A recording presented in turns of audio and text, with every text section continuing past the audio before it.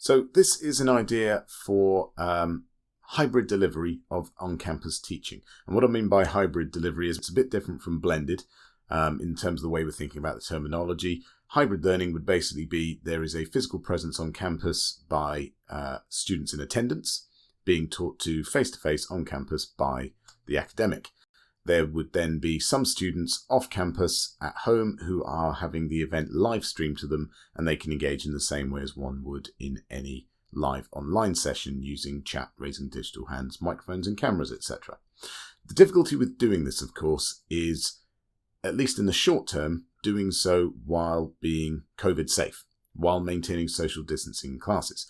Some of the challenges that we faced in providing on-campus teaching across Teaching Block 1, of course, has been where we have a teaching room that is normally assigned to a module cohort based on the total number of students on that module suitable for the space, we can no longer use those spaces in the same way for those modules.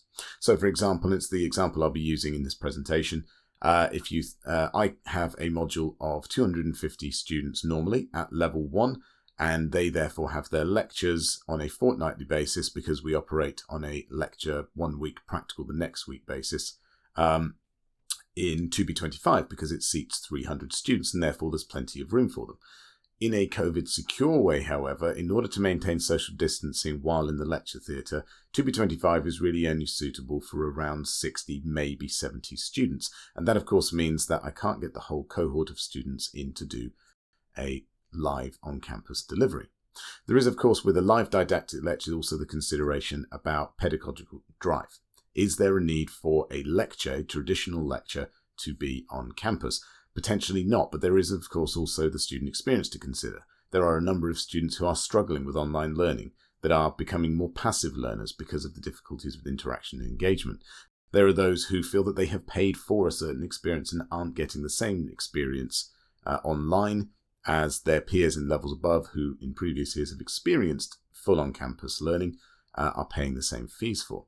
There are those that desperately wish to be on campus in order to improve their engagement and their focus, and so we have to consider that as well, even in those cases where there may not be a pedagogical necessity. It's always nicer, better to teach in person, whatever way you're doing the delivery, but of course we do have to consider COVID secure. Now, as we go into Teaching Block 2, we've learned a lot about student behaviours, mask wearing, movements around campus. We've noticed really quite a drastic, and in many cases disappointing decline in online attendance because, of course, all teaching sessions are being recorded when online due to the potential for connectivity issues, care responsibilities, and therefore a lot of students are starting to feel, generally across the university and the sector, that if it's being recorded and I'm just going to be there as a passive learner because of the difficulties with interaction, not wanting to turn my camera on, whatever the reason might be, why not just watch it after the fact? How is that different? And of course, live delivery in any way you do it on campus is very different to online. The engagement interaction is very different. So we need to be mindful of the fact that yes, online teaching can work, but it has its drawbacks in the same way that attendance often drops on campus.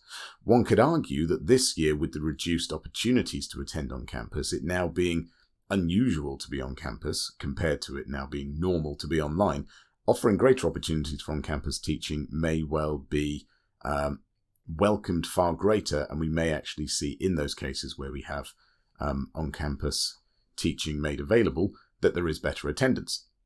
Now, in those cases, it's important to point out that where we have offered on-campus teaching in Teaching Block 1, there has also been a decline in attendance. Now, in many cases, this is because, of course, whole cohorts have been timetabled for an on-campus delivery. Those students may not necessarily be in the country. They may also not necessarily have moved to anywhere near Bristol once it became evident to them that most of their teaching would be online this academic year, and therefore had to make decisions about family moving, costs of rent, all that sort of thing. And so we have noticed a decline in both online and on-campus teaching provision. There are solutions to this, however, and it's the hybrid way, and it's something that has been brought up before, but because of what I said about we've learned about student behaviours and student expectations and experience, and that burning desire in many cases to be on campus for community, connections, interactions with staff, the hybrid way of delivery can be quite beneficial. Now, hybrid delivery is, by and large, that it is a normal delivery live on campus to students in the teaching space. Simultaneously, that teaching is being streamed to those students who are absent. Now, it's something to be careful of in the future, to not set up expectations of not attending, because, of course, space costs money and spaces need to be utilised, and therefore having the majority of students elect to learn from home rather than attend would have quite a big impact on us going forward. But in the short term, and into a normal offering where there will be massive benefits to the use of hybrid delivery in the future, it's something to explore now, and it obviously has to be addressed in a different way during a COVID secure environment. Now, what I mean by that, of course, is, for example, and I'll be using this example throughout these the few slides I have. I have a module of 250 students at level 1. Traditionally, all 250 are timetabled for 2B25 because it houses about 300 students, and therefore the space for everyone. Obviously, when we have to maintain social distancing in any teaching spaces, it's not possible to fit 250 students socially distanced in a space with only enough seats for 300. Therefore, 2B25 is only really suitable for 60, maybe 70 students when socially distanced.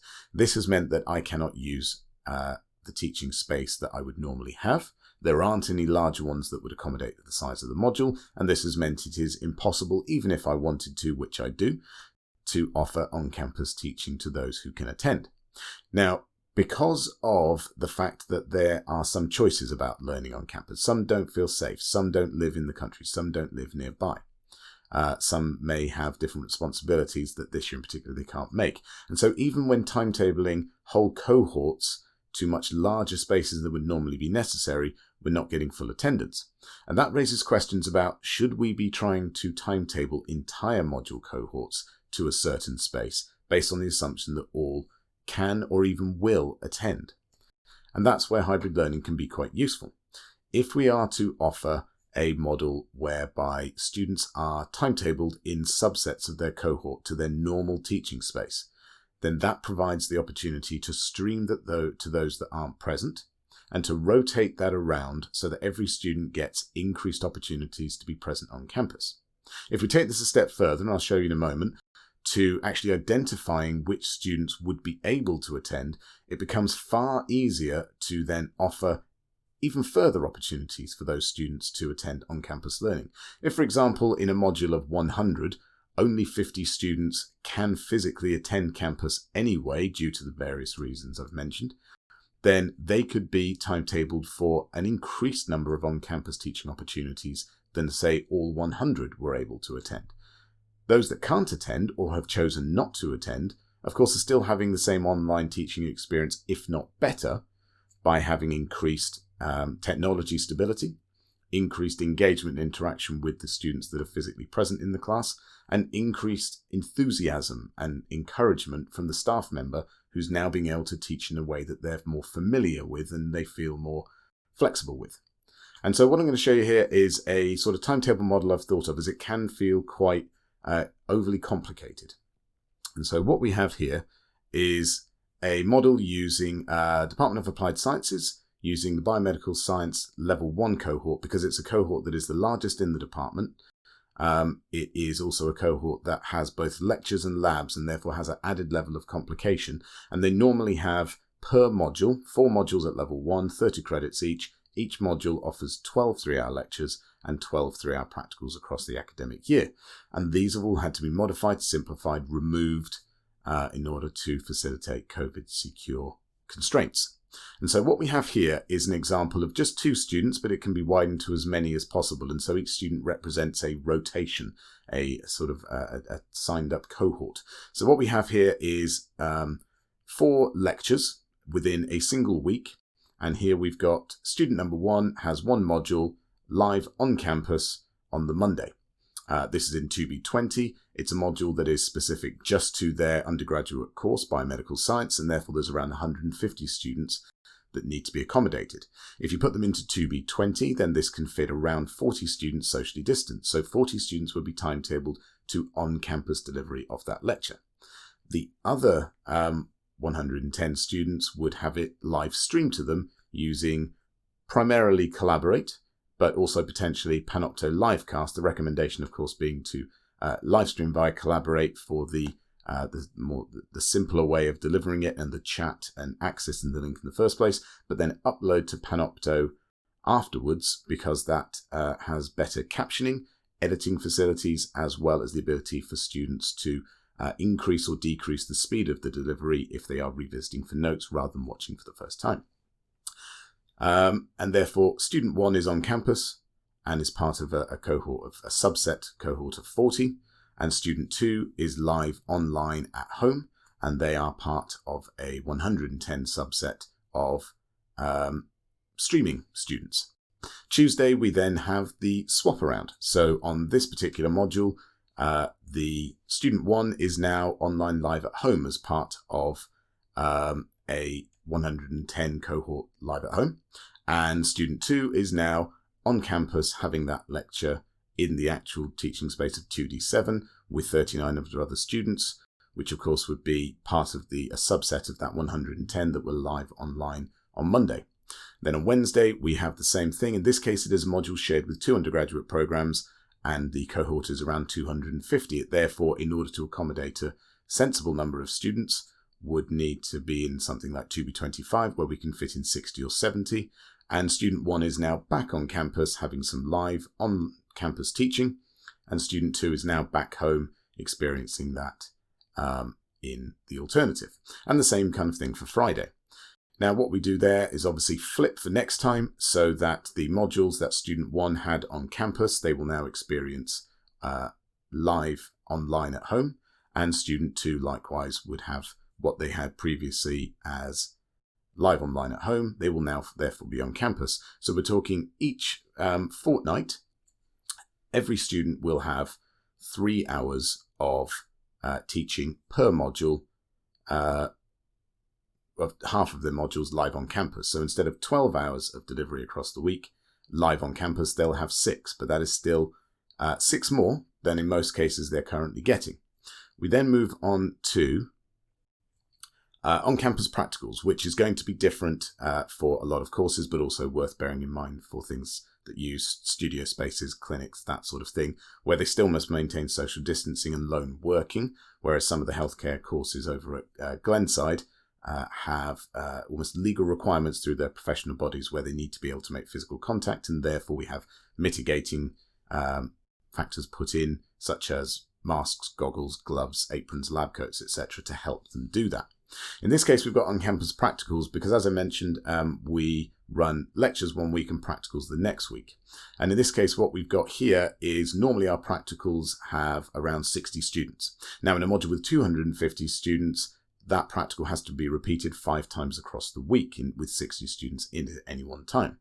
In teaching block 1, what we did in applied science was keeping the same 30 students from a particular course in the same space for an entire day, doing 2 different practicals at 2 hours each for 2 modules. Now, what they would do there is technicians would have to set up one practical in the morning in one lab. They would have to do the same thing simultaneously in 4 other labs in order to get in around 120 students on, in this case, biomedical science, on campus at the same time. This, in many cases, required 4 members of staff teaching simultaneously in that morning session. Or 2 members of staff teaching in the morning, and the same 2 members of staff repeating the same thing in the afternoon in different labs. Technical staff then, over the lunch period, would have to dismantle the lab effectively and set up a completely different practical for a completely different module, where different staff would then come in and deliver that to, again, the same cohort of 30 students. This would have to be done between 10 and 12 times across the week in order to fit in 150 biomedical science students, or indeed 250 biomedical science and biological sciences students, so that they all have the same experience. This isn't enormously maintainable. If, however, we resort back to the normal delivery pattern of 5 repeats of the same practical across the week in the normal time slots in a single lab. So instead of having 30 students in a lab that's normally done for biochemistry, but doing a physiology-based activity or a chemistry-based activity where the lab might not be set up quite right, and the technical team may not be as familiar, instead we revert back to the biochemistry lab being used for the biochemistry-based modules, CBAG here in this example here. What that then means is splitting each normal subset cohort of 60 of that 250 into two 30s. 30 in, as we can see here, week 27. They do their 2-hour practical in the appropriate lab. So 2KH1 doing anatomy and physiology on the Monday morning. They're Group 1A.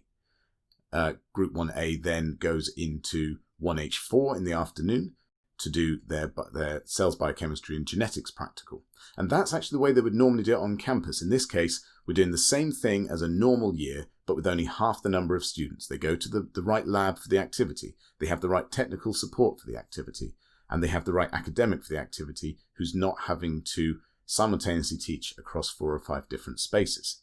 What we do, though, is have 2 weeks later, when the next practical would normally be a new activity, is Group B, the other half of that subset of the cohort, then do the same activity physically on campus. Now, there are 2 ways of going about this. You can either have the green group and the blue group do the same activity but 2 weeks apart, or you can have activity 1 done by the blue group and on campus, and activity 1 done by the green group as an independent online study where they work through some scenarios and exercises.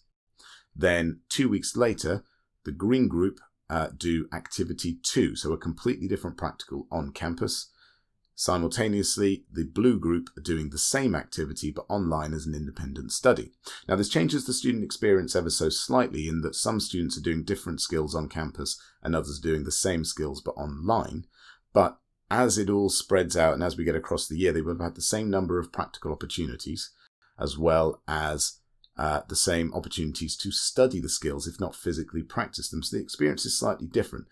The key thing here, though, is that at the moment we are offering around 14% of our normal practical provision due to the current model. With this new hybrid model reverting to the old timetable pattern, we are now offering 50% of our normal practical provision. And that is a significant increase. And here's the key thing. It actually just requires timetables to be reset to normal patterns. It requires republishing, rolling over the 2019-2020 timetable, rather than the constantly in a state of change and flux 2020-21 timetables. Now, timetabling teams are massively stretched at the moment, but the difficulty here is that if the spaces that are normally used by modules are being taken up by different modules to fit in entire cohorts at one go for on-campus activity, it's not possible to do. So, for example, normally on a Wednesday morning in alternating weeks at 9 a.m. for 3 hours, I give a lecture to 250 students in 2B25. Even if I was to run this hybrid delivery model going into teaching block 2, where 60 students are timetabled to go into that same lecture theatre and the rest be streamed to, I no longer have access to that teaching space because a much smaller model of around 60 students total is using that space in order to offer on-campus teaching for the entire module cohort without any hybrid delivery.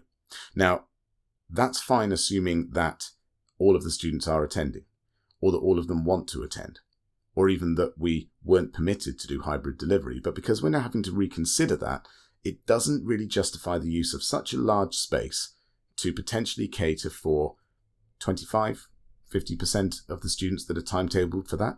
Imagine having a lecture theatre of 300 seats and you've actually only got a module of a total number of students of 60 timetable for it.